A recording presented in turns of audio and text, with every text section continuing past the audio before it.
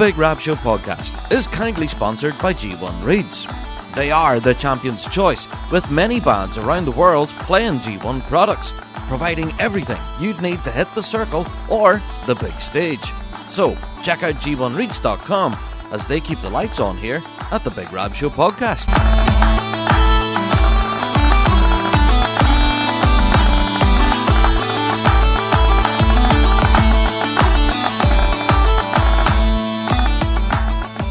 Hello there, everyone, and welcome to another Big Rab Show podcast. How are yous, folks? Another week has rolled around in the bagpiping world, as it does every week, and we're back again for another episode, as happens every week. We're back again for even more bagpiping goodness, and we've got quite an interesting topic of the week to bring you. Yeah, we've introduced a new team member to the show, and we're going to learn a lot about the piping scene there in South Africa, and what this season is going to hold for us, so I'm looking forward to that. But yeah, that's later on in the show. First of all, let's get through our introductions though, shall we? If this is your first ever Big Rab Show podcast, well, you're welcome. We are the show for the bagpiping folk. We reflect everything in the bagpiping world, be it Celtic music, folk music, or indeed our bread and butter, which is competitive piping and drumming.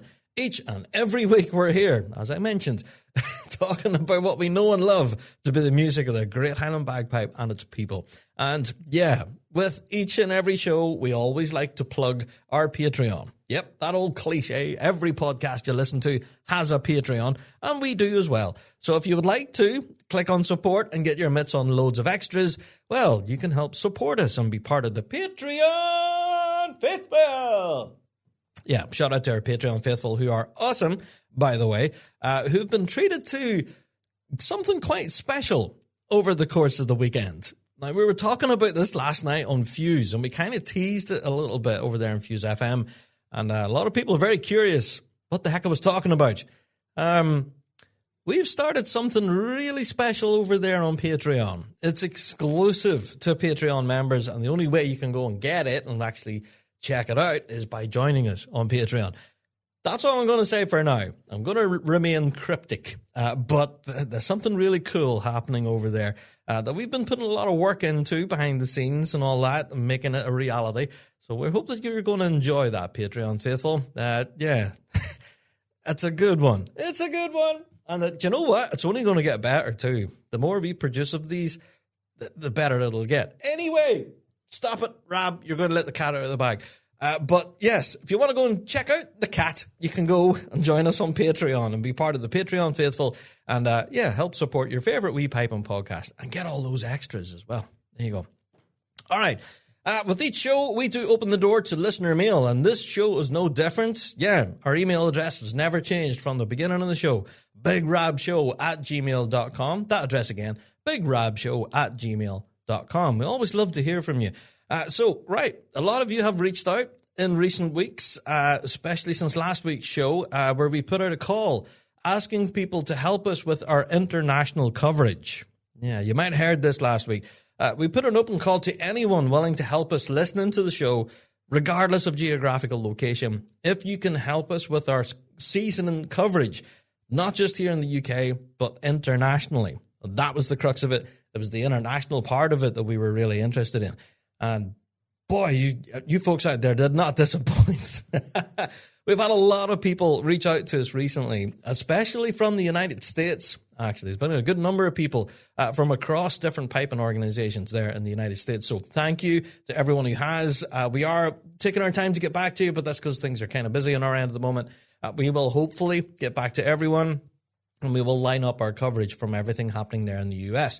We are still actively looking for people, however, in Canada, New Zealand, and Australia. If there's anyone in those jurisdictions listening right now and you can help us with our coverage, please do reach out and give us a bit of a message. Say, hey, I can take a phone with me and record a band for you. Yeah, bigrabshow@gmail.com. But absolutely love to hear from you. There you are.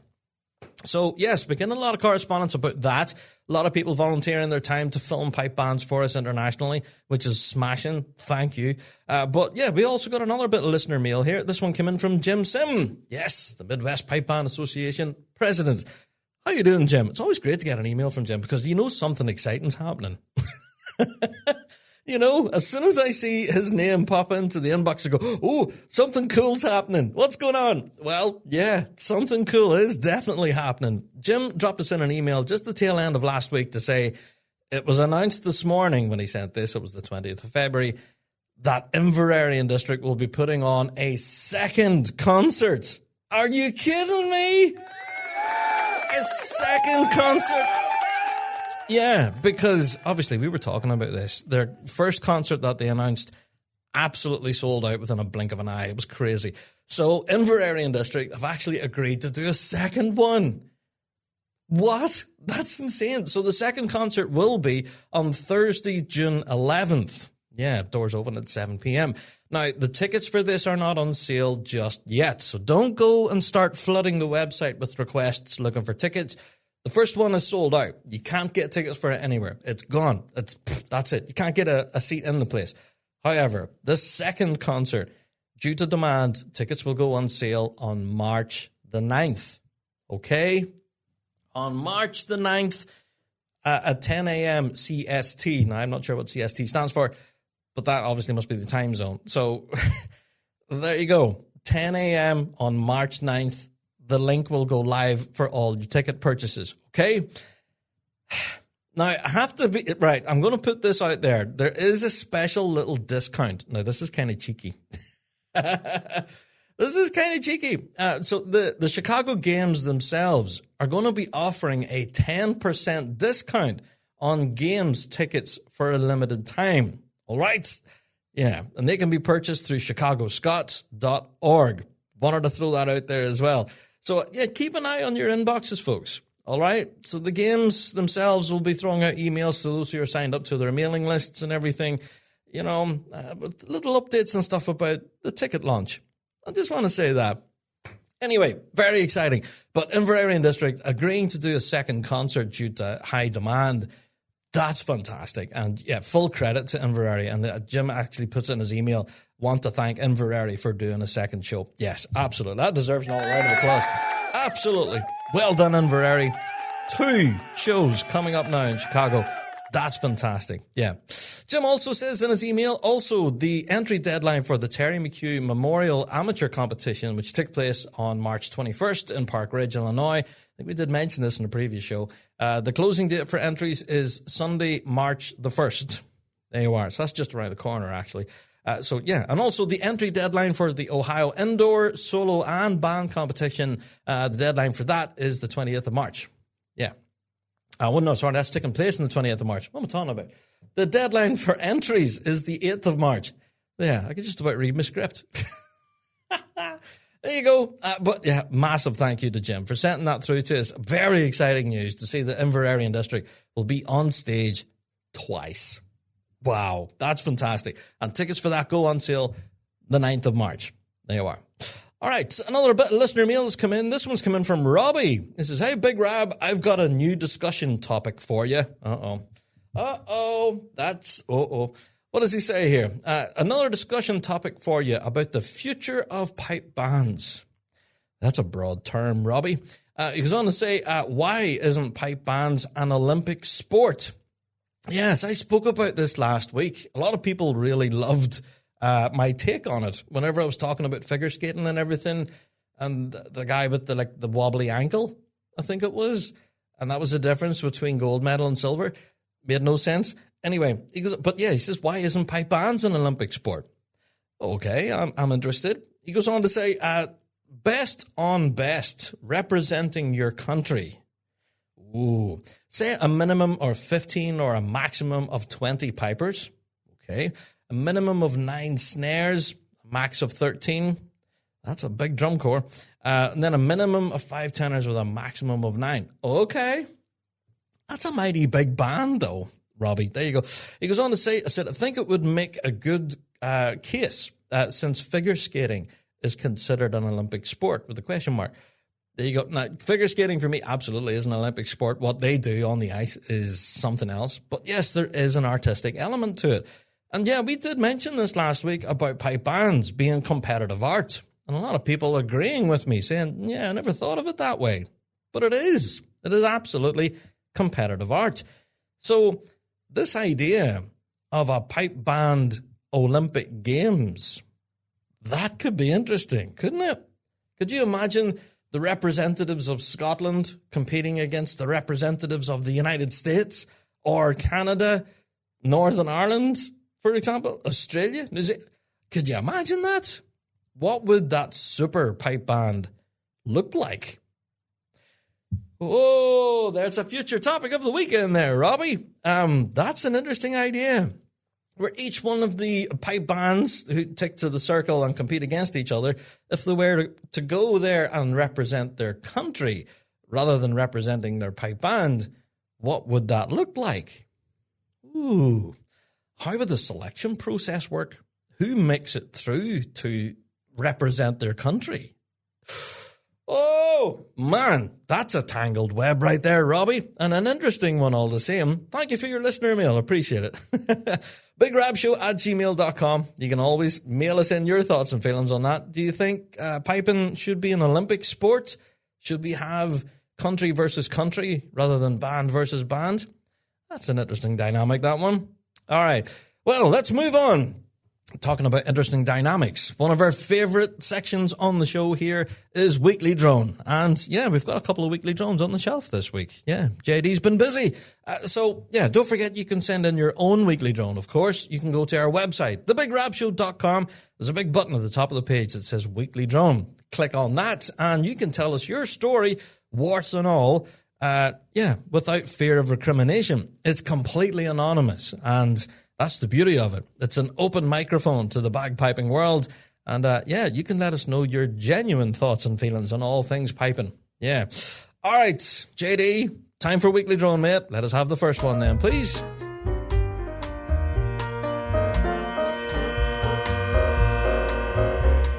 The Weekly Drone. Tattoo nightmares. Premium tickets for the Edinburgh Tattoo at Suncorp Stadium got you front and center. That allowed you to see the performers looking like ants down the far end of the stadium. I don't know, maybe there was a water leak on the front half of the grounds? Luckily, they had a giant screen behind the performers, which they only put up light shows and Monty Python. Everyone around me in the stadium said the same thing. Why aren't they using that giant screen? The amazing performance from the cast of the Tattoo, putting up with the rain, was sorely let down by the production. The $70 cheap seats were better than the $350 front and centers. Now, Weekly Droner, to give that some context, I do believe you're talking about the Royal Edinburgh Military Tattoo's visit to Brisbane. Am I right in saying that? I don't know. That could absolutely be stuff that Rab got wrong. Stuff that Rab got wrong. But that is my understanding of the context of your Weekly Drone. You're talking about that experience of the Royal Edinburgh Military Tattoo Down Under. Now, I mentioned this last week, and I seen a lot of the professional footage and stuff that was shot from the event, and yeah, full credit to the artists who were involved in it. Seemed to be an incredible show, you know, from what the cameras managed to catch. However, shortly after that, I did start to see little video clips and photographs from people who were in the audience. And you're quite right. The audience were seated quite a distance away from the action itself. Now, I think that is the nature of the actual venue that the event was held in. You know, the stands itself would probably work really well for like a sporting event, which is, I think essentially it was a sporting venue. But yeah, I do take your point that, you know, it was quite some distance away from the action, you know, regardless of where you seem to be seated. And the higher up in the nosebleeds, as they call it, perhaps a better view of the action you manage to get.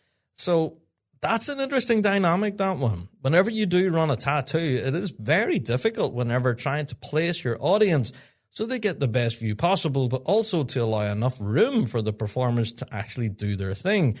Now, I've been lucky enough to attend the tattoo in Edinburgh, maybe once in my life. And my experience of it is that the Esplanade itself in Edinburgh, it looks massive on TV. You know, when you watch those videos and stuff, you think, flip, that place is massive. It's huge. It would take you a fortnight to walk across it. But in reality, it's not that big. The audience are really quite on top of things there. Those stands, they do look huge. And yes, in person, they are huge. But they go on for miles, but not in the distance that you would think. They go up for miles. Yeah. They go upwards, so you better not be scared of heights. So if you are up there in the nosebleeds, then be prepared for some altitude sickness, perhaps. I'm joking, of course. But yeah, the Royal Edinburgh Military Tattoo, I do think they absolutely represented themselves well, I think, during their tour down under.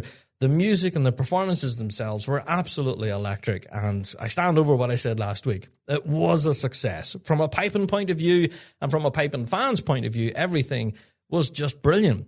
However, some audience members did experience what that weekly droner experienced, and less than favourable, I guess. But, you know, I don't know. It's one of those things. It is the venue. Perhaps would they have done things differently if they were to run it again? Quite possibly. I guess we'll have to wait and see on that front if it does happen again. So there you are. Thank you, Weekly Droner. An interesting perspective there on that one. JD, I think it's time for another one, mate. Let us have it.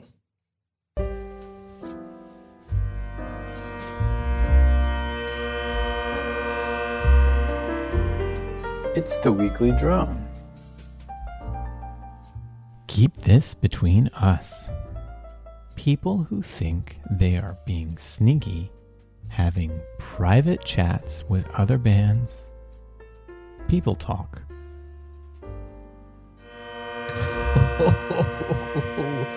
People talk.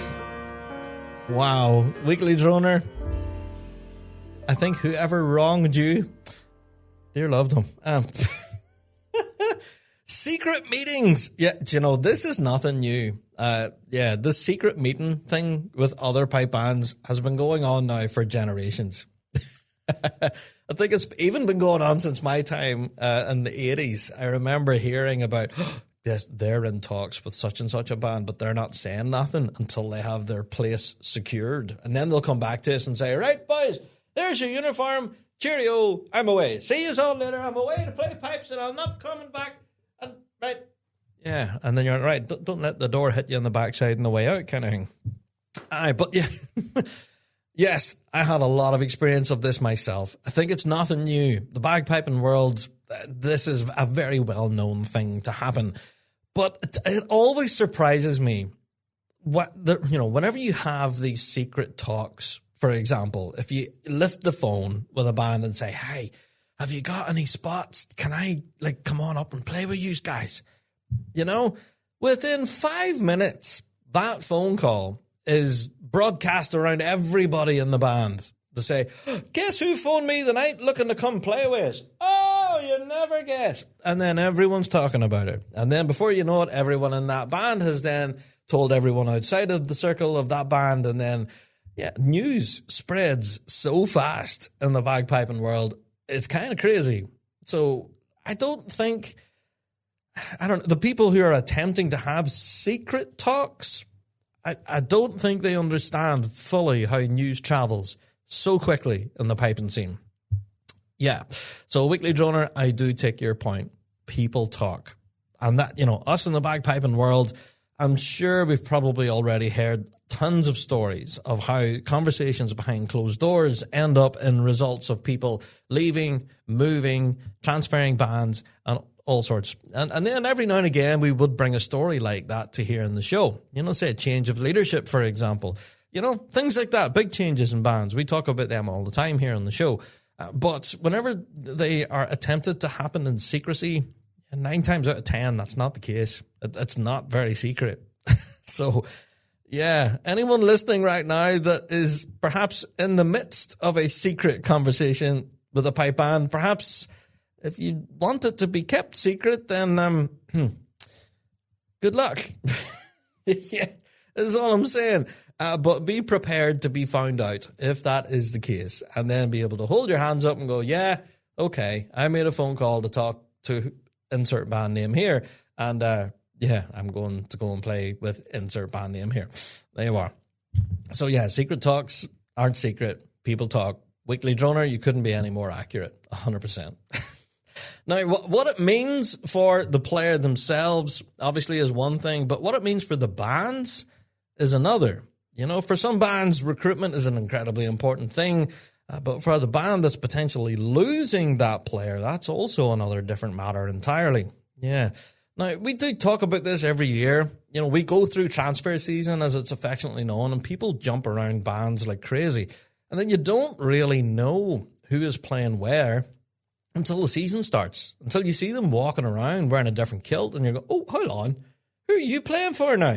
What? Who are you playing for? And do you know what I mean? That's why I love the start of the season. It's so exciting. You know, there's all these bands that you're really crazy keen to hear, and then you find that, what if a whole dose of new players in the rank? Where'd they all come from? Whoa. It happens all the time. And yeah, it's exciting from one aspect, but it's also very difficult from another.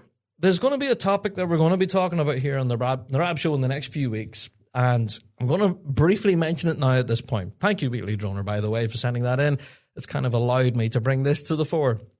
We're going to be talking about what it takes to keep a band on the grass. Now, we find that, yeah, obviously the stories that we've been talking about over the course of the winter, we have seen the demise of two of our Grade 1 big guns. A lot of different reasons have been chucked around and bandied around and talked about, and all with finger pointing and going, that's the reason they're off the road. Now, this doesn't always just happen to our top flight bands, but also it happens even piping at grassroots.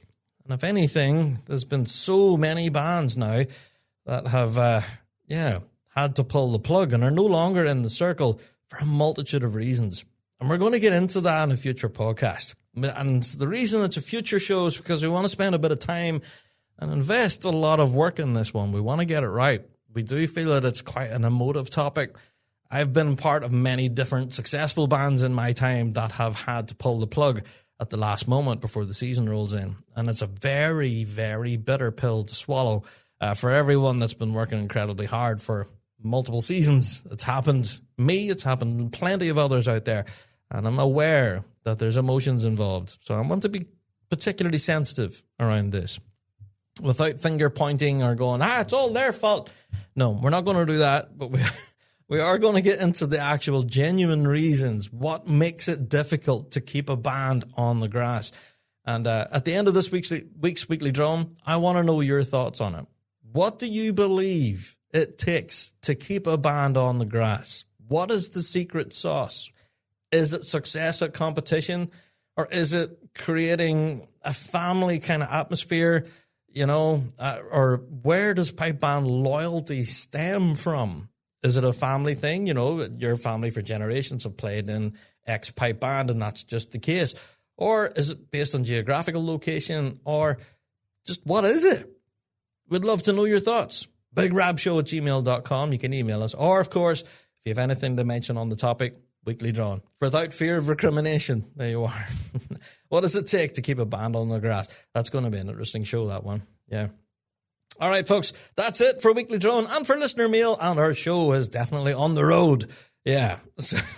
What does it take to keep a podcast on the road? I don't know. Anyway, cups of tea, I would recommend.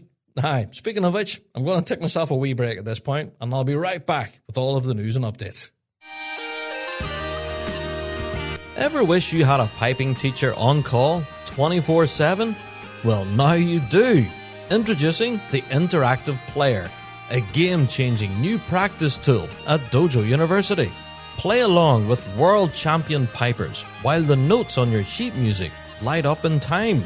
Loop tricky phrases, slow down tough sections, zoom in to focus, and build speed automatically. It's like having a teacher right in your practice room, showing you how to master every tune at your own pace. So, sign up for a free trial today at pipersdojo.com and start learning smarter with Dojo U's Interactive Player.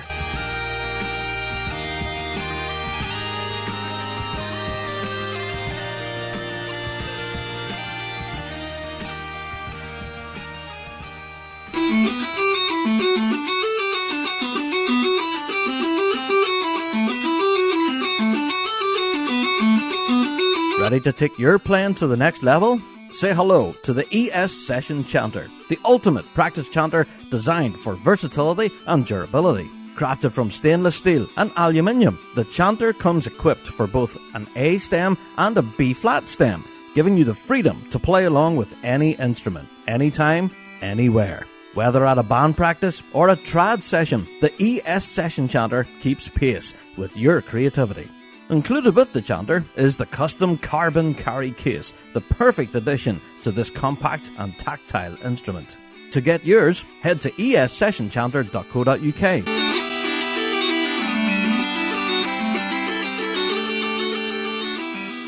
Okay, time for all the news and updates. And a huge shout out to our sponsors, by the way. Those that help keep the wheel turning here at the Big Rab Show. Thank you. Go and help support them. Yeah. All right. Well, first of all, straight out the gate, I want to give a shout out to the Rose and Thistle Ladies Pipe Bands. Now, you might have remembered us. We met them earlier on in a previous Rab Show where we met the Rose and Thistle Pipe Band. And at that time, they were not graded. Yeah, they were not graded, and, well, we didn't really mention it in our Meet the Band series at that point because, well, it was unclear where they would be competing. But that has been confirmed. Just last week, they received their official grading by the RSPBA. They're going to be competing in Grade 4B. There you go! Congratulations. So, yeah. They're officially graded. So yeah, the Rose and Thistle Pipe Band will be competing at the Worlds this year in Grade 4B. So looking forward to seeing them. There you are. So yeah, shout out to the Rose and Thistle Band and of course to the McLassie Highlanders as well, who've been posting all across their socials of late as to what they've been up to. So if you are anyways curious, or even for the Kevin R. Blanford Memorial, any of those other bands that we've met in our Meet the Band series, there's so many of them now. Ballymore, Wasatch District, yeah, come on. Tons of great bands that we've met over this last month or so. Yeah, go and check them out on their socials. They're all very busy at the moment. Yeah, which is great to see.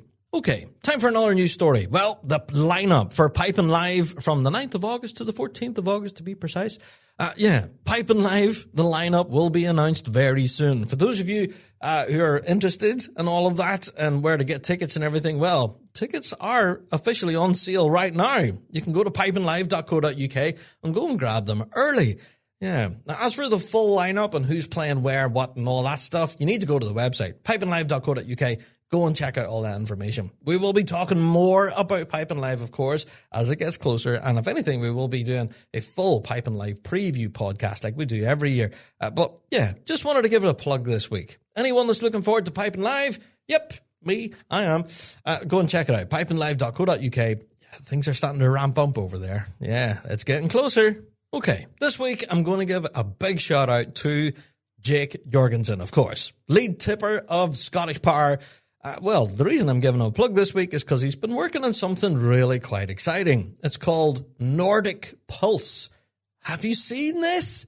Well, this is definitely one for drummers. Yeah, this is an amazing service that's going to be offered by Jake, and it's all for drum corps out there. Yeah. Specifically, this will be supporting drum corps. Now, what the services have to offer here, I don't think has been offered before. I think by one of our grade 1 lead tippers. This is something really quite special. So what Jake is offering here, he's offering drum tuning services, yeah, to give you that championship winning sound, which is not an easy thing. Setting sound for a drum corps can be pretty tricky. So yeah, Jake's going to help with that. Also, he'll have, obviously tuning of the midsections is a part of that as well, so that's included. But also, yeah, drum scores. Yeah, he'll help you compose your drum scores to suit any specific need. So regardless of grades, whatever you're competing in, if you're struggling to get a drum score, yeah, Jake will sort it for you. There you go. He's also offering a one-off session or ongoing weekly support if needed. So, yeah, a chance to sit with a drumming legend and learn all sorts of great stuff that will help you in your drum corps. I'm sure there's a lot of lead tippers out there listening right now that will go, ooh, that could actually be useful. And yeah, it could be. Now, he's going to offer, as well as all of that stuff I've just mentioned, as well as tailored drum corps workshops. Now, this is kind of the highlight for me, where he would actually sit down with everyone in the drum corps, all right, and run through a full workshop session with that corps. That is worth its weight in gold right there. That's fantastic. So I just wanted to give a shout out to Jake Jorgensen, and Nordic Pulse is what this is called. Such a cool name. For more information, you can go and check him out on socials where he's advertised all of those services and more.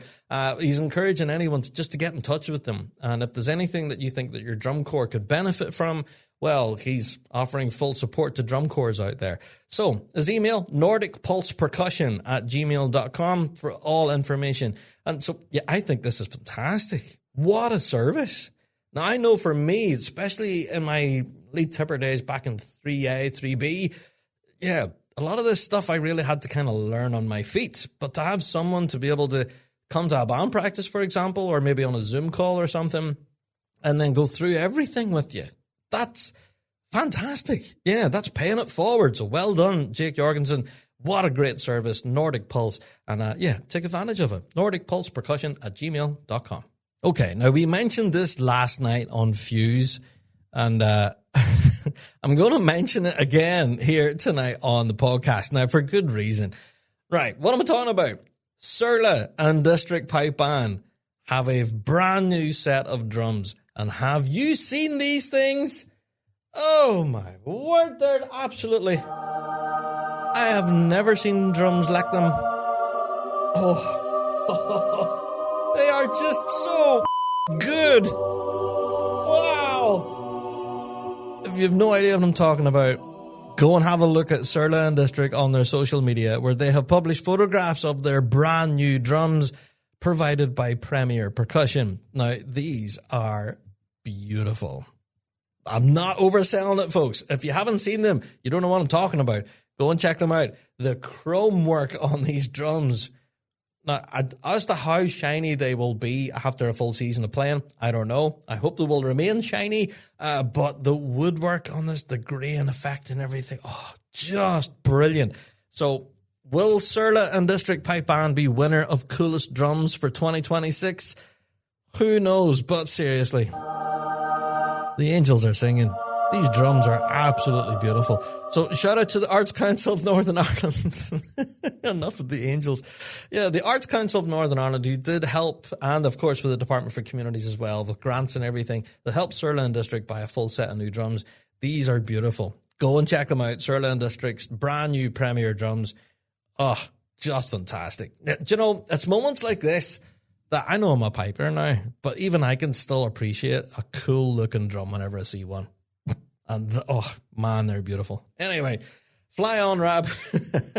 Okay, I want to give a shout out this week to Maverick Chanters. Now, for those of you out there who know Maverick Chanters, these things are beautiful as well. I know we're talking about cool looking drums, but these are some pretty cool looking practice chanters. Yeah, now they've been in the business now for quite a while, and we've been championing them here on the Rab Show for a long time. And these chanters, honestly, yeah, some people do complain that they're a bit pricey, but they are pricey for a reason. These things are genuine works of art. Now, last year we spoke about all sorts of developments with the Maverick Chanter itself and all sorts of innovations that were happening with the product. Well, this time it's away from changes and innovation. This time I want to talk about a little video clip that they uploaded to their socials just last week. Yeah, where they were talking about someone who received an heirloom chanter. Now, this thing was nearly 100 years old and was deemed to be priceless. And anyone who would have received this chanter would have thought, wow, this thing would be the Rolls Royce of practice chanters. However, whenever he put the chanter to his lips and started playing it, you found that the chanter itself, yes, it's an heirloom chanter. Yes, it's hundreds of years old, but did it sound good? Did it play good? No. I know a lot of pipers out there that play like heritage bagpipes and like heirloom sets and like things that are hundreds of years old and all that. And that does bring a set of prestige with it, yeah. But in the video posted by Maverick Chanters, that isn't always the be-all and end-all to make a great chanter. Older and, more valuable isn't always better. Whenever he kind of took his reed and placed it in this heirloom chanter, it sounded dull and just didn't sound great at all. And then whenever he plugged that back into a Maverick chanter and played the tune, and then it's a lot brighter, a lot clearer, and I don't know. There's a lot to be said for innovation in the piping scene. And it just caused me to pause and think, all those pipers out there that are playing those heritage sets and perhaps struggling with boards that look like bananas. You know the ones I'm talking about, when you look down the board and you can't see daylight until you look around the corner. You know the ones I'm talking about. Anyway, I'm sure you've all seen them. Don't get me wrong, a lot of these heritage pipes can absolutely sing, and a lot of them have been looked after and can just melt your face. But it's kind of a lesson that to not always, count out the modern day stuff. There has been a lot of innovation in the piping scene for good reason, to provide all sorts of great tonal quality, precision, and shout out to Maverick Chanters. A very interesting video. Go and have a watch at it. It is a wee bit long. It does take about 5 or 10 minutes to go through it all, but absolutely fascinating. Go and have a watch at it. Shout out to Maverick Chanters. Food for thought this past weekend. Thank you. Okay, I can't not mention it. The Royal Scottish Pipe Band Association Northern Ireland branch celebrated their 75th anniversary this past weekend at the Le Mans Hotel. And to say this event was a roaring success would be an understatement. To see everyone all dressed in their finery, their black ties and all that, very swish. And from what I've been told, the event itself was pretty much a success. Now, it wasn't a night of piping and drumming. All right. Now, obviously, there was some piping and drumming elements to it, but that was not the focus of the evening. The focus of the night was, celebration. It was a chance for all bandsfolk and officials that attended the event to kind of let their hair down and just kind of celebrate 75 years in the business. Yeah. Now, they did obviously invite some of the top brass from RSPBA headquarters, and it was great to see them across. They've published photographs of themselves at the event, and it just looked to be great. So, shout out to RSPBA HQ for making an appearance there at a branch celebration. Just full congratulations to everyone there at the Northern Ireland branch. I do know there's a lot of work went on behind the scenes to make that 75th anniversary gala dinner a reality, and from what I've been hearing, it was a roaring success. So well done to everyone, and to the Le Mans Hotel venue itself. Wow, stunning. So just absolutely top class. You can see why it was a black tie affair. Very swanky and swish. Well done, everyone. Alrighty, just going to briefly mention that this weekend, actually, on the 28th of February, sees a competition open its gates there in Palmerston North in New Zealand. Yes, the Wellington Hawke's Bay Centre competition is this weekend, and there is a link for a live stream. Way! Oh, where's my audience? There we go. There is a link for a live stream. So for those of us who live internationally, we can actually tune in and catch the action from this one. For full information, you can go to the Manawatu Scottish Society's social media page, or of course, we've shared out the link and everything as well. So Wellington Hawke's Bay Pipe Band competition happening this weekend in Palmerston North. So best of luck to everyone who's entered to play there. Have a good tune, and all of us internationally will be tuning in to catch the action. Yeah, have a good one. Okay, we have to talk about the Ardmore Cup. Now, last week we mentioned it on the show that it was coming up, and it was about to happen. Well, the videos and that came out following the Ardmore Cup, wow. I can't tell you, the standard that was on display here at the Ardmore Cup was just incredible. Now, not only was the competition itself something special to behold, but the junior competition as well. That was all sorts of awesome. So, congratulations to Amelia Tully, who managed to lift the 14 and under competition. Well done, Amelia. There was brackets of ages all over the place. There was one as well, 50 and over. Well done to Peter Donnan that lifted that one. Well done. Second place was Glenn Couples. Third was Christy Bromwell. Yeah, so you're giving away your age there, folks, by competing in that one. Yeah.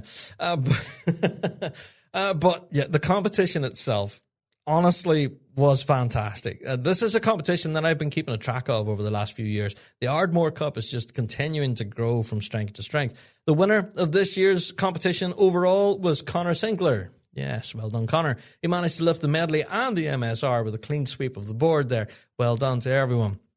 Yeah, so for all of that detail and information, go and check it out on the Rab Show socials.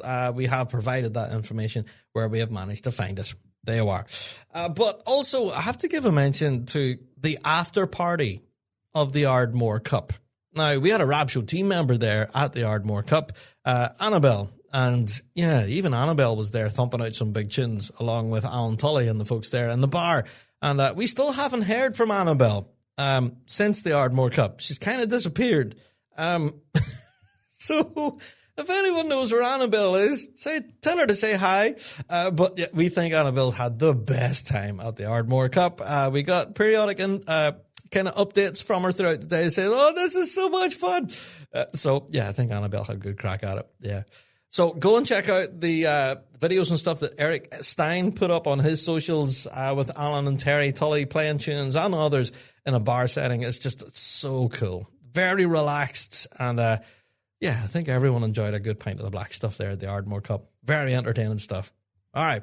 Okay, so not only was the Ardmore Cup happening this past weekend, but also for the drumming world, we had the Pacific Rim Adult Solo Snare Drumming Championship took place, which is a world's pre-qualification spot up for grabs. Yeah, so the top 4 from the competition, actually, they managed to earn themselves a spot in that pre-qualification spot for the World Solos.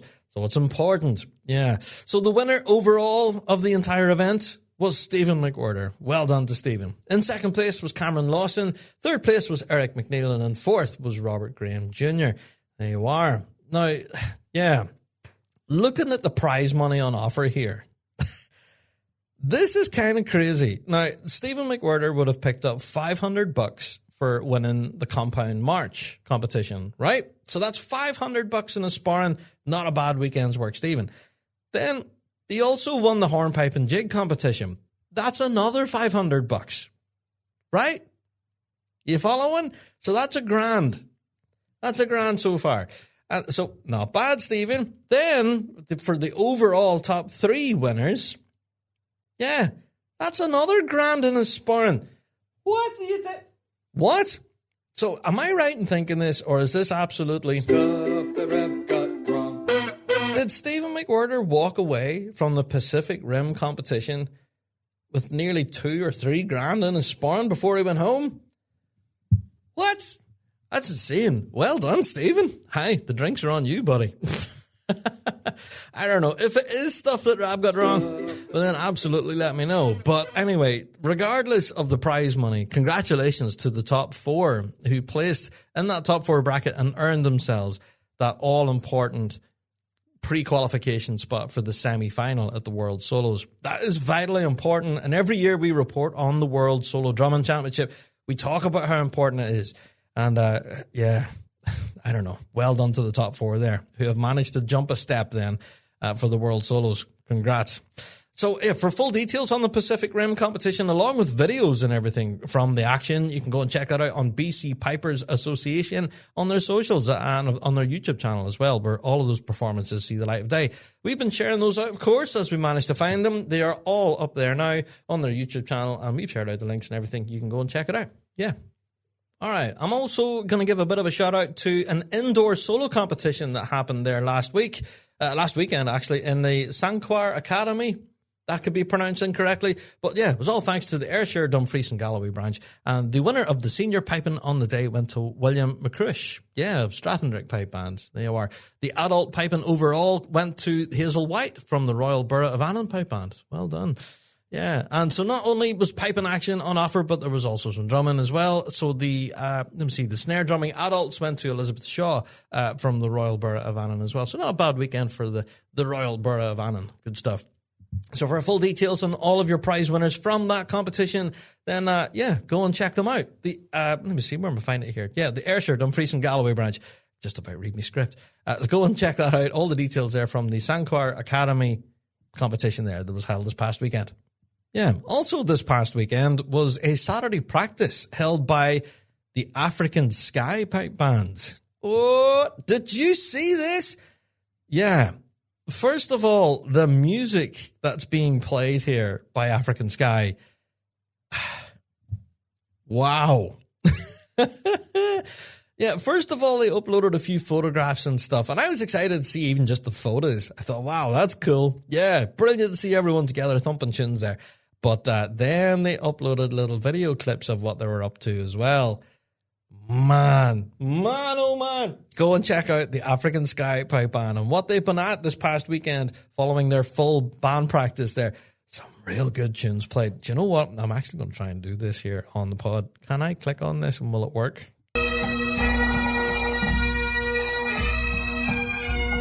Yeah, they were playing a little bit of Flower Scotland. But if you do want to go and check out more music from the African Sky Pipe Band, and there is a lot there, go and check it out. All right, moving on to another news story. This one's band related, of course. The MacCals, the Mackenzie Caledonian Pipe Band, put out an update on their socials. 2026, grade 2, let's go. Oh, what's going on, MacCals? What are you doing? Yeah, did you see this? They uploaded this along with a whole bunch of photos and stuff of what they're up to. Yeah, they seem to be like sorting people out with uniforms, instruments and stuff. Very interesting. So I'm very keen to learn more. Yeah, it looks like the MacCals are heading to grade 2. Yeah, so I can't wait to hear anything that's going on behind the scenes there at the Mackenzie Caledonian. So very exciting stuff. So anyone that's in the band, that's in that photos, or whatever, if you have a video clip, a little tiny little inkling as to what you folks are up to, I'm very curious. Very, very curious, as all of us are in the piping scene right now. But yeah, that post that was on socials, very cryptic, and we're mad keen to hear what actual music you folks are going to be producing. Yeah, the Mackenzie Caledonian in grade 2, that's going to be exciting stuff there. Oh, can we give them a yay? Absolutely. Mackenzie Caledonian, really looking forward to seeing you on the grass here, folks, in grade 2. That's exciting right there. All right, speaking of competition results and everything, there was another competition that took place this past weekend, and that was the National Piping Centre Junior Competition that took place. Yeah, this one attracted quite the creme de la creme of the solo bagpiping world there across in Scotland, especially for under 18s. A lot of great young talent coming through this competition for sure. I have to give a special mention to Charlie Mack, who managed to lift the under 18 Pibroch competition. Well done, Charlie. And looking at the standard on display here, I have seen some of the runs. I seen a video by Lachlan Rennie, I think I managed to see. There was others. I've seen Charlie Mack's jig as well. I think he actually won the jig competition for under 18s. There are little video clips here and there from this competition, but yeah, to say the standard is high, and even at such a young age, it's kind of scary. But it's also very exciting to see where our bagpiping world is right now. To see such amazing, talented musicians coming through at such a tender age. Fantastic. So, yeah, just well done to everyone there at the National Piping Centre's Junior Competition. For the full listings on who won what, you can go and check out those results, of course, on bagpipe.news. But, yeah, well done to Charlie. He lifted the Pibroch. He lifted the jig as well. The MSR under 18 went to Arthur McKay. Yeah, although I haven't seen Arthur's run yet. I think I've seen Lachlan's. But, yeah, just well done to everyone involved. Just a great competition. Fantastic. Okay, I am just going to remind you once, and then I'm going to leave it be at this point. But yeah, just another reminder that the RSPBA AGM will be happening on the 14th of March. You should already know about this. I've mentioned it before. This is the 95th AGM of our headquarters. And yeah, this will be an important one. Now, not only will it be in person in Glasgow, of course, but it's also an online element as well. They introduced this during COVID, and yeah, there will be a hybrid option for those of you that want to tune in via Zoom, I guess. So yeah, please make sure that your band secretary is aware of this and has plans to attend. Very, very important. Okay, Saturday, 14th of March. No doubt you'll get further reminders from me, but get that date in your diary. That's the 95th AGM of the RSPBA, to be held on the 14th of March, a very important date. There you are. Okay, speaking of our own RSPBA headquarters, I don't know if you managed to see their post there that they put up a couple of days ago. Yeah, they were calling all pipe bands, for the City of Perth Salute. Yeah, have you seen this? The City of Perth Salute will take place on Sunday the 28th of June.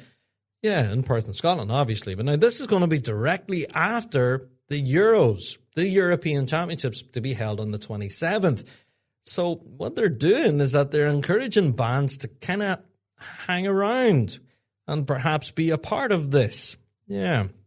the City of Perth salute. Now, from what I can gather, it's like a huge, fringe event, I guess, to the European Championships. It'll combine youth groups, military, civilian musicians, along with all sorts of dance and vintage militaria, reenactors, and all sorts of, a massive big event to be held in Perth. So if you are interested, details on this are available now on the RSPBA socials. You can go and check it out. And this will all be happening after the Euros. So normally after the Europeans or after any major, everyone just jumps on a bus and goes home. But what they're doing is they're encouraging people to hang around and be a part of this memorable event.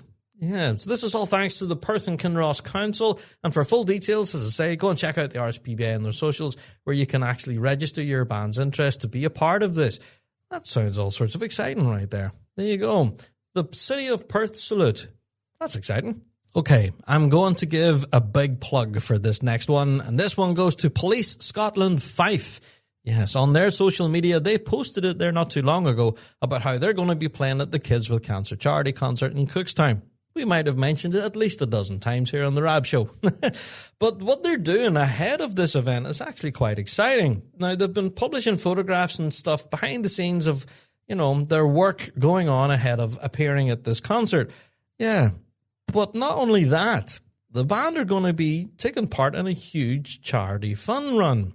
Yeah, the charity park run in Loch Orr, to be precise. Yeah, this is all happening on the 14th of March, and the band now have a GoFundMe. And if you would like to help support them in their fundraising efforts for the Children's Cancer Unit, well, there's your opportunity to go and donate. Yeah. If you are curious, go and check out Police Scotland Fife Pipe Band on their socials to find out more details as to what the band are up to with this charity fun run. Yeah, all in aid for the Children's Cancer Unit charity. So that's such a fantastic cause. So it's brilliant to see the band not only working and preparing music for the concert, but they're also doing a spot of fundraising for the charity as well.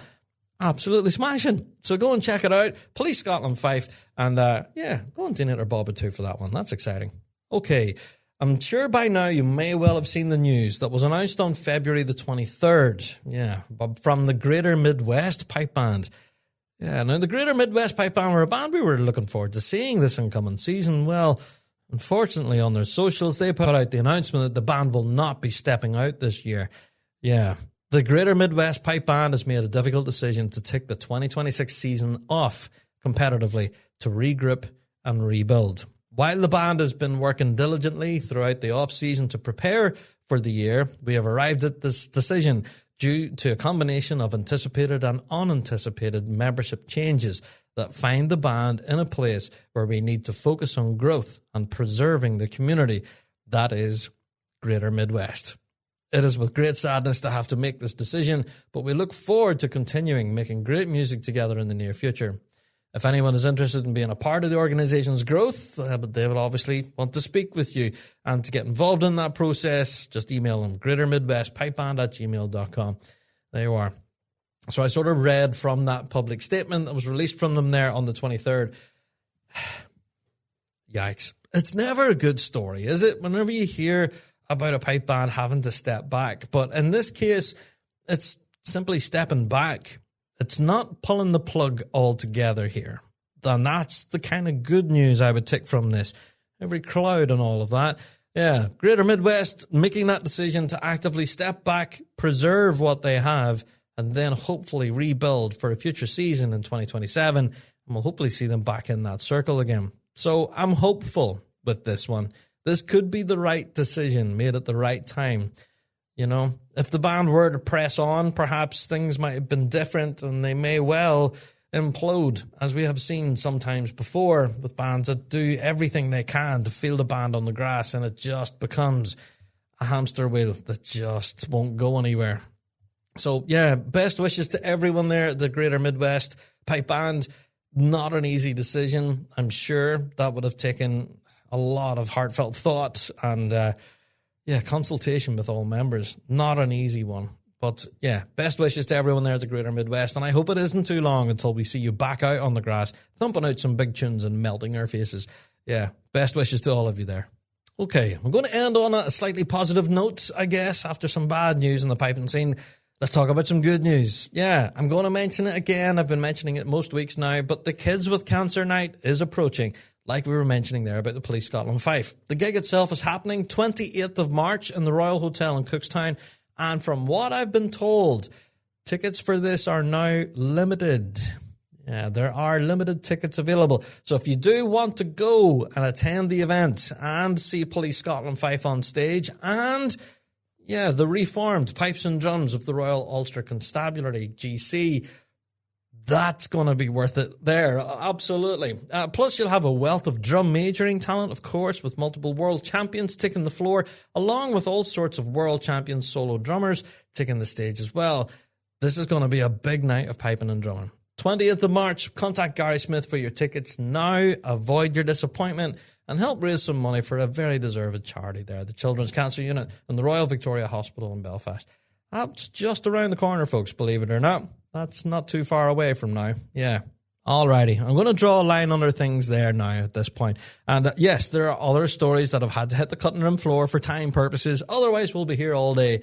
But yeah, if there's anything that we have neglected to mention, then we absolutely should. Well, you can do. Email us in bigrabshow@gmail.com. And yeah, we'll bring that to a future show. Indeed. All right, folks. I think it's time for me to finally go and get myself a big cup of tea. It's time for the topic of the week.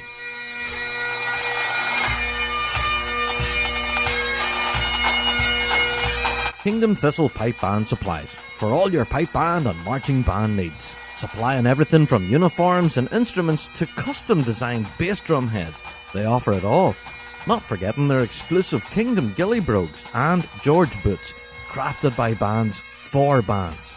Kingdom Thistle provides expert product advice and an industry-leading drum refurbishment service to keep your equipment in top-class condition. Also, shipping worldwide. So, stop by their store in Fife or visit them online at kingdomthistle.com for all your pipe band and marching needs.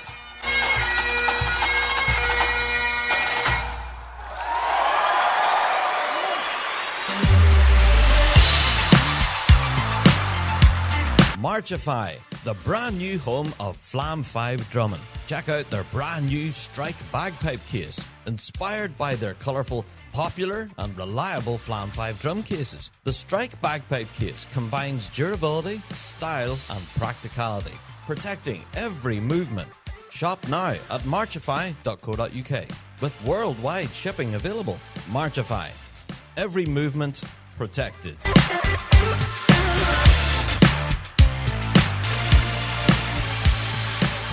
Hello, this is Kerr McQuillan, and you're listening to The Big Rab Show. So, joining us on the show this week to tell us all about the scene in South Africa, we have brand new Rab Show team member, Siobhan Naude. Siobhan, how are you? Hi, I'm good, thanks, and yourself? I'm good. Well, if anything, by the time we're recording this, it's actually 10 o'clock at night with you. It's actually quite late. So, thanks for staying up so late to chat to me. Yeah. No worries at all. So, where are you right now? Whereabouts are you recording this? So I'm currently in Johannesburg in South Africa. We are the main hub of pipe band in South Africa. Right. Yeah, well, if anything, that leads me to my first question then, Siobhan.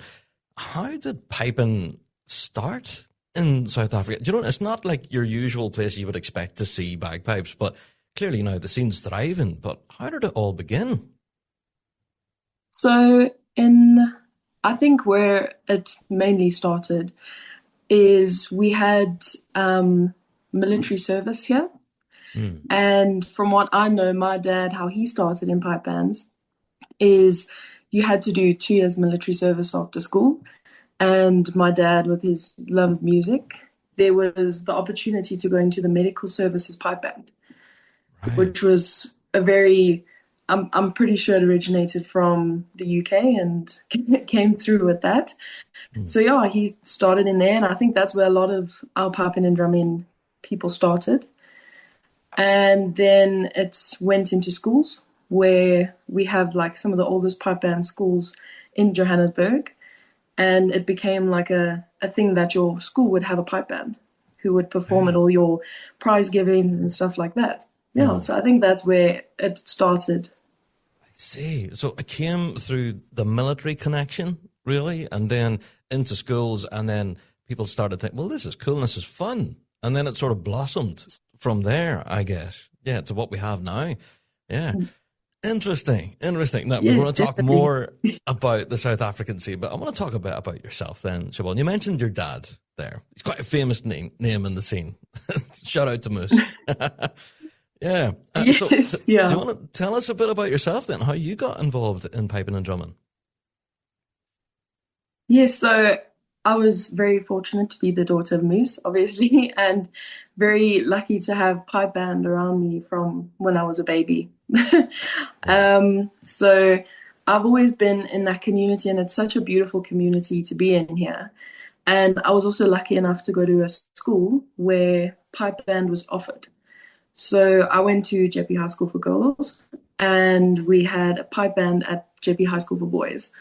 And as soon as I started in my grade 8 year, I obviously wanted to join the pipe band because I'd been around it for so long and wanted to follow in my dad's footsteps.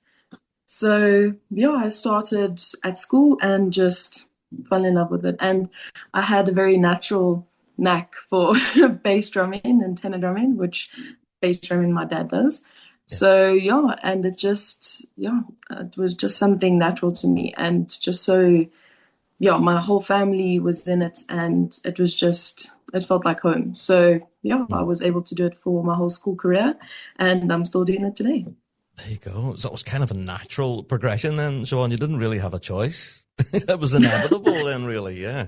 No, exactly. Tuesdays were band nights, so I would either stay at home or I could go to band practice. There you go. Not tonight, I've got band. Yeah, that's a phrase that everyone knows well at the moment. Yeah. Yes. So from your school bands and everything then, graduating then into competition, but obviously a lot of the school bands, they compete themselves, don't they? Yes, so I'm very lucky as well to be able to teach the St. Benedict's College pipe band here. And with them as well, I know being in that school community, we had an intense rivalry, and now I get to see it from a different competitor's view, or one of our previous competitors' view. And the school pipe band scene here is massive, and it's just getting bigger. We have some bands where we have like maybe 10 snare drummers, which is very big in our community. So it is definitely growing, and we've seen a lot more schools buy into the pipe band scene here and supporting the pipe band scene more. If anything, I was going to ask about that. The scene does seem to be growing. Do you think it's the schools that are driving that growth then, do you think? I think the schools are definitely helping. It allows kids a start to it. And I mean, as you know, with piping and drumming, it's not a instant thing. You can't just pick up a ball and throw it and start playing soccer or something like that. This is much a thing that you need years of practice and effort and, just tutelage and all of that. So if we start them in school, it makes it much easier for them to play later in life. So I think they are a big driving force behind it. And as I said, like, we get in bands at the moment. So the band that I coach, we were one of the first juvenile bands to start back up after COVID. So we have 2 bands out in the field. I've heard via the grapevine that we might have a few other bands who are doing 2 bands this year. So it's definitely growing. Yeah, there you go. Let's go in the right direction for sure. Yeah, that's exciting. Yeah, definitely. Yeah, no, we're going to talk about this incoming season because there's dates in the calendar that I want to get into, Siobhan. But I want to talk about your own plan for a little bit. I actually bumped into you on Glasgow last year. For those who listen to the show, you would have heard the interview on the grass. But tell us, how did you end up in Glasgow for the big one in the first place? So it was very much that's watching like who you know, and I was able to meet Sarah Storb at our South African drumming and piping summer school here, and she had said to me that it is a great opportunity to go and learn, and she can definitely see if there's any bands that are looking for tenor drummers. And it was kind of like that would be great, that would be awesome, and I wasn't really expecting anything. Because it is obviously the world, and it's very hard to get into a band at that level. But along came Manawatu, who, big shout out to them. They are one of the greatest bands I've ever played for. And I was offered a position in their tenor corps because they were a bit short on numbers this year. And it was just this opportunity fell straight into my lap, and I couldn't say no. Absolutely. I know that, there's so many people, especially in South Africa, that is their dream. And if they'd been given the opportunity, they wouldn't say no. So it was kind of like, I have to say yes. And I'm so glad I did, because it's one of the best things I ever did. Oh, for sure. I know whenever we were talking with you on the grass, you were absolutely buzzing. I don't think you've probably any memory of talking to me because you were all over the place. It was, such a great day. But I wanted to talk to you about it. That, as you said, it's a huge opportunity for folks, especially internationally, to get that chance to step on to Glasgow Green. It's a big deal, isn't it? It's massive. Like, I know that, so we actually joked about it. So 10 years ago, so last year, so 10 years ago, 2015, I was able to go and watch my dad perform at the Worlds. Yeah. And he performed in, I think it was grade 3B. And it was a big, like, learning curve for them. And it was, sadly, they didn't make it past qualifiers. But to still be able to go and, like, experience it was amazing. Yeah. And that's actually when I started high school. So I was able to then get into bands and all of that. So for 10 years, I watched Worlds on the screen and had watched Worlds parties and all of this.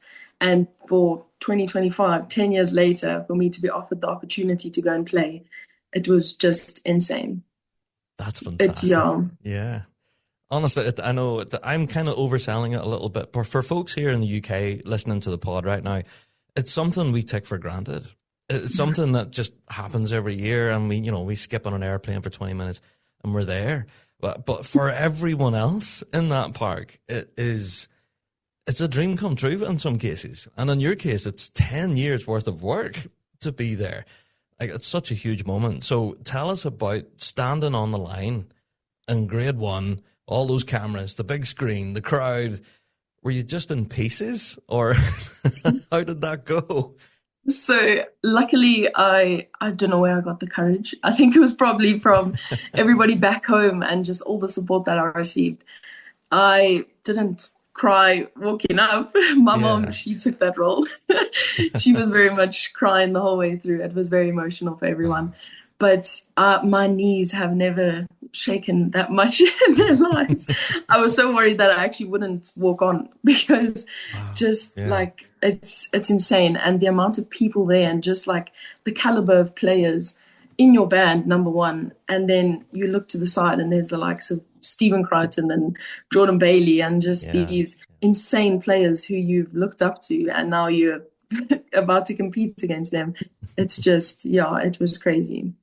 No, for sure. For those of you who have seen the footage of Manawatu walking off the line, I think it was very clear. It meant a lot to the band. And for every member who weren't in tears, they were going to be in tears in like 2 or 3 minutes' time whenever the adrenaline wore off. It was like a huge moment. So, Siobhan, I've watched it back a few times now. It was a cracking good run. I think you've done yourselves proud, and just congratulations to yourself. What a moment. Well done. Thank you. Yeah, it was just so special. And I mean, again, to Manawatu, they were just the most incredible band to go with. The amount of support and validation, and like just the emotional support and motivation and like mentorship that I got from them was just amazing. One of the things they spoke about was the two spirit. And I was like, oh, okay, they have like a little motto. That's very cool. But to actually be able to feel that and experience that was just amazing. So yeah, they were perfect band to go with, perfect conditions, perfect everything. Absolutely. Well, we'll give them a shout. Come on, the two. Yoo-hoo. There we go. Right, so obviously bringing all of that experience with you then from Glasgow back to South Africa now, that'll help influence a lot of your teaching now that you have that experience, Siobhan. Oh, definitely. Yeah. We have set up, I know we are setting up a whole bunch of workshops throughout the year. So I can just spread this talent amongst our community, and people who might not get the opportunity to go over. I can bring what I've learned back to them and just reinforce that South Africa is talented, and that they need to believe that they are talented and that they can do this as well. Oh, for sure. Absolutely. So have you got any of those details yet for those workshops? Do you want to plug any of them when you're on the show? They are a bit secret at the moment. We are working on this, okay. but they will be on our social media very soon. Playing that close to your chest. That's okay. No sneak peeks just yet. That's cool. All right. But, well, one thing that hasn't been played close to the chest is the announcement of the season that we've got now from Pipe Band South Africa. This is quite exciting to see a lot of dates already in the calendar on offer here. The season starts 20th of March in Pretoria Old Boys. Do you want to talk us through these competitions, Siobhan? What have we got in front of us then? Yes, so we've added actually another gathering to the calendar this year. So that's our Pretoria Old Boys gathering. We have a huge support system from the Pretoria Boys community. That's why we hold in a Pretoria Old Boys and then a Pretoria Boys. Pretoria Boys has also been awarded a championship this year, which is very new in our calendar. I'm not sure if they've ever had a championship. So that's going to be very brand new for us. Yeah, and then we have our South Coast gathering, which is where a lot of our international players come out. We have a few very cool internationals coming out this year to come and experience and share their talent with us. Yeah, and I mean, obviously the big one at the end, the South African Championships, is again being held at St. Benedict's College and will hopefully be streamed again to the world so everyone can tune in. I was going to ask about that one. Clearly, that's kind of one of the highlights of the calendar. It's on the 25th of July this year, South African Pipe Band Championships in St. Benedict's College. And yeah, watching last year's event, it was huge. And it drew bands from all across the area, the whole region, in fact. Yeah. We had some bands flying up from Cape Town, from Durban. It was really just so special. We've had South African championships in the past that have been very cool, but this one I think just reinforced it wasn't just another gathering. It was the South African Championships. And we were trying to definitely level it up and make a statement that this is almost like the world. It's going to be a prestigious event and it's not just another South African gathering. Oh, for sure. Well, it definitely achieved that. And I'm dead excited for this year's. I can't wait. Yeah, but I have to ask you, now, this is something I famously do on the show, and I don't do it on purpose, but I mispronounce things all the time. Okay. Can I check about the competition that's happening on the 18th of April? All right. The PBSA Pirates. Is that right? Am I pronouncing that correctly? Yes. So there you go. Yes. Perfectly right. Yeah, that's a gathering that's held by our Pipe Bands Association of Southern Africa. Yeah. Right. I see. Okay. So for all of you who text in hate that I pronounced that incorrectly, it's not Pirates, Rab. That's something you get in a movie. No, it's correct. There you go. But also, I'm well aware of the competition that takes place in Benoni each year. And there's another one happening this year on the 11th of July. And in brackets, it says regional final. But can you tell us about that? What makes it a regional final? So we have our regionals, which is the Regional Championship of Johannesburg.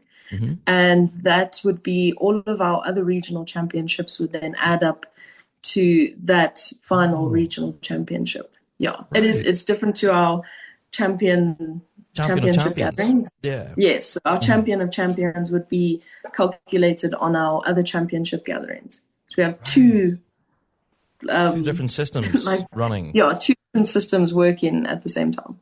Let's see, which all come to a head then with the regional final in Benoni. Yeah. Yes. See, I'm learning. This is interesting. There you go. To have a full calendar already this far out, this is only, February, and the competition season starts now in March. This is exciting. Yeah. So I'm going to ask for your own personal opinions. You might not be wanting to answer this question, but have you got a particular favorite in the calendar that you're really looking forward to this year? So I think for me, it's been my favorite for basically since I was born. I've been going to them for every year. The South Coast Gathering is just a completely different, amazing gathering to be at. It takes us out of Johannesburg, which is where our main competitions happen. Mm-hmm. And we just get to go down by the ocean. And it feels like this little pipe band hub for like the full weekend. You just see all your 200 of your closest pipe band friends for the whole weekend by the ocean and you're just playing bagpipes. I could think of nothing better. Oh, come on, that sounds so much fun. Yeah, when we're standing in the lashing rain in Dumbarton, you know, it sounds like a different world entirely. Oh, fantastic. So all of these dates we are very much looking forward to. And Siobhan, I'm looking forward to the coverage as well, because you said you're going to snap a few videos and that for us when you're there. So what have you got planned for us this year? Yes, definitely. So I will try to get as much as footage as I can of the performances. Obviously, I have my own performances later on in the day, which I'm hoping to then hand over the camera to some of my support team, my family. There you go. Yeah. But I'm going to be trying to get as much coverage as possible so we can share the talent that we have in South Africa with the rest of the world. Oh, superb. I can't wait. Now, we did mention earlier that there are some pretty keen rivalries within the South African scene. I'm aware of a lot of them. So I am. Do you want to lay mention to some big names, especially in the upper grades, that like to be at each other's throats every now and again? Do you want to mention any of those rivalries? Definitely. I think the main rivalries in our grade 2 section would be the Transvaal Scottish, the Jocks, the ones that I play for, against Benoni Makapala, who is also a huge name and very successful pipe band. And then one of our new up-and-coming grade 2 pipe bands, the Kumlan pipe band. We are very intense, and there's a lot of rivalry between us. But then as soon as we're off the field, very much friendly with each other. Yeah, that's what I'm finding. You know, even with the school bands and stuff, you know, they talk about their rivalries and, oh, look how we done this weekend, and we got beat this weekend, but wait do you see next? So there's a lot of rivalries between the schools, but then afterwards, everyone's taking selfies together and having the crack. That seems to be the thing with the scene. As much as you're rivals and competing against each other, you're all in it for the love of it as well. Exactly, yeah. I think with the South African pipe band scene, as much as the competition does mean a lot to us, and we take it very intensely, and we like to put all this effort and like passion into it, it is very much a small scene. So we will see these people every second weekend, and if we make it nasty, then it's just not going to work. So I think we are all adults, and we very much can be that intense and passionate, but behind the scenes we also just appreciate that we all play the same instrument and we all want to have fun and play good music together. Absolutely. Yeah. Well, long may it continue. The season there, and the whole scene, I guess, in South Africa is growing, and it's a very exciting time to be involved in piping and drumming there. And so, Siobhan, you're right in the center of it, which is fantastic. So we're incredibly jealous. As you're sitting on the beach playing pipe bands, and think of us in the lashing rain. It's a shame. There you go. So then, for yourself, then personally, what does the future hold for you? What's your first engagement for 2026? Have you anything around the corner? So we have a tutors workshop coming up, which is that is very much on the calendar and will be shared soon. So I'm very lucky to be taking part in that, but also just put in the effort into my own grade 2 band and then the school band that I work for. We have a whole bunch of new exciting tunes that we're going to be putting out there, some very off the wall pieces, some new arrangements, and just trying all these new exciting things that we've seen done overseas and trying to put that into our system back here. Oh, I love that. But again, not giving us any sneaky peeks. You're going to let us find out in real time when the videos go out. Yes. I love that. Well, Siobhan, thanks so much for joining us on the show this week. It's been fascinating learning more about the South African scene, and we're very keen to follow along this season as the action happens each week. So, yeah, do keep us informed on all the goings on there, and we're looking forward to the videos. Yeah. So, thank you so much for chatting with us this week, Siobhan. Thank you. Awesome. Thank you so much as well. This was very cool. And there you have it. What an incredible conversation. Do you know, every time I catch up with Siobhan now and the team, I'm always learning something. Yeah, the South African scene has been a piping world that I've known very little about, but over this past, 6-7 months, I guess, I've learned a lot, and I'm very, very excited to see what this season is going to look like in South Africa. So, yeah, do make sure that you're continuing to follow us here on the Big Rab Show if you do want to be kept up to date on everything that's happening internationally there in South Africa. There you are. Well, folks, that's it for another topic of the week, and another podcast is in the can. As we've mentioned at the beginning of this week's show, if you do want to help us with any of our international coverage, and a number of you have already reached out, so thank you. If you do want to help us, please do email us in bigrabshow@gmail.com. That address again, bigrabshow@gmail.com. We'd absolutely love to hear from you. And yeah, we're going to try and bring as much international, global piping to an audience here, on the Big Rab Show if we can. So, any help gladly received. All right, folks, that's it. I am out the door. Another podcast is in the can, and we're away. Again, if you do want to send us in your own weekly drones, you can do. If you want to talk about anything we've mentioned on this week's show, or any other show for that matter, go to our website, thebigrabshow.com, that big button at the top of the page saying weekly drone. Or you can check out our online store as well. Big Rab Show merch is absolutely flying at the moment, so thank you to everyone who's been buying that. Smashing. All right, that's it. I'm away. I don't know. It's been a busy show this week. Right, and we've got even more to unpack next week, so we'll be back again with even more bagpipe and goodness. Until then, folks, I'll see you all then. All the best.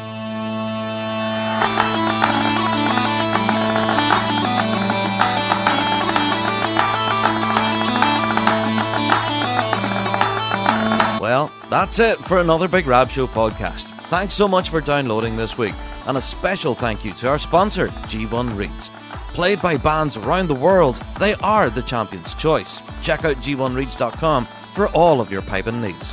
Don't forget to check out thebigrabshow.com to be kept up to date with all of the latest news and views from around the piping world.